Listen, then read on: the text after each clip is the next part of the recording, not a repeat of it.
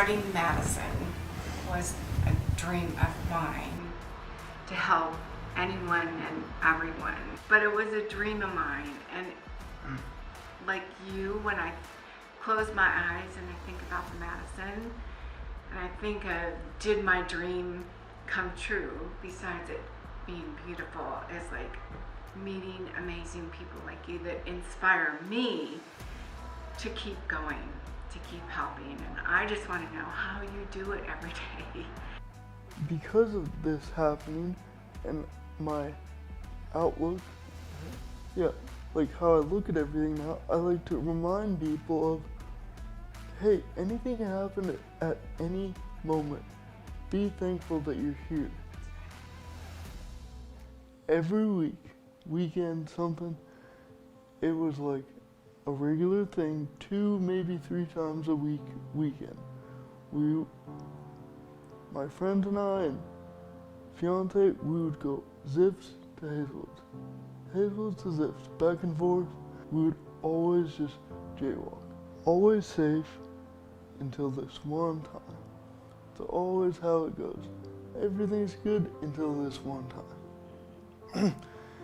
We had parked my truck at Zips, ate something, jaywalked to Hazelwoods. Everyone says I wasn't drunk or like, I was fine. Went to Hazelwood, had a few beers, whatever, went to go leave, and it was my ex-fiance at the time, her best friend, and I. The best way that they can describe it is they were in front of me. They said they saw no cars, this and that. It was like 10 at night, something. We were all walking in a group. They were right in front of me. They said that the second they put their weight on their feet on the sidewalk on the Zip side, that's when they heard the bang.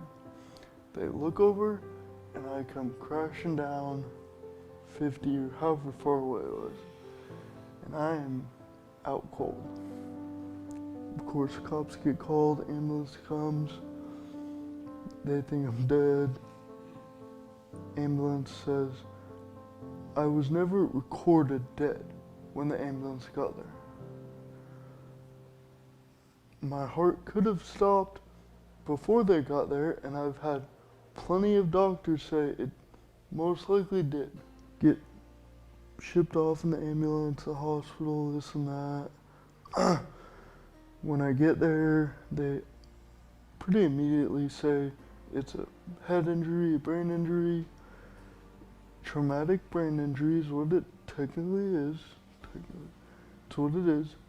The kind of TBI that I have is called a diffused axonal injury, which is like the most severe head injury that they know of right now. Like something like, don't quote me on the numbers, but something like 80 to 90% of people with a DAI, diffuse axonal injury, live and die in a coma.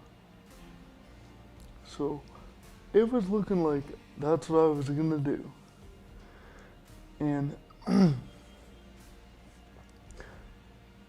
like my fiance and I then had just bought our first house, like 2 months or a month before, just bought our first house, like we were getting our life set.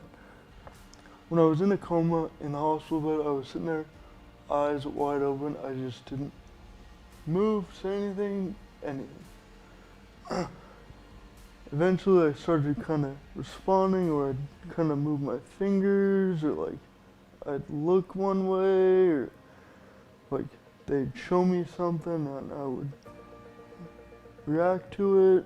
It was about 3.5 to 4 months, probably closer to 3.5, when I actually started like talking, or like I'd say Jake, or accident was July 31st, 2015. I got released to go home, like for good, on February 16th, 2016. So I was in the hospital for almost 7, 8 months. She was pregnant the whole time, but still there as much as she could be. I will love her to death. Do love her to death. I get out February 16th. She's still pregnant, and it's looking like I get to be there for the birth.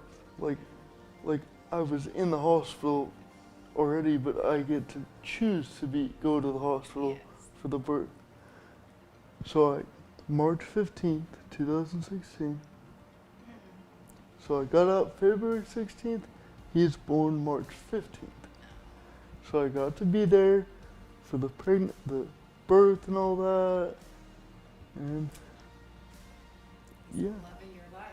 On Sundays, I come with my son, and we eat, or I let him color and stuff, and just to be here, and just when I get to scream or say hi to everyone, hi Jenna, and then I'm like, well, I'm already smiling, so no point in putting on a mad face after this smile, so